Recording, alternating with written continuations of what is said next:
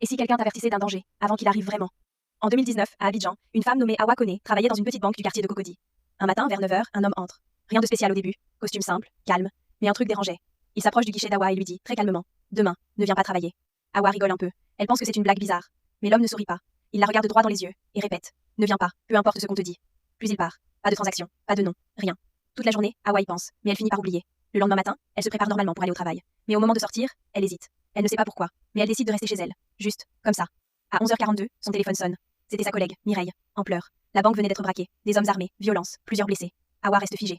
Le même jour, la police récupère les caméras de surveillance. Ils passent toutes les images. Mais il y a un problème. À l'heure où Awa dit avoir parlé avec cet homme, personne n'apparaît sur les caméras. Aucun client, aucune entrée, rien.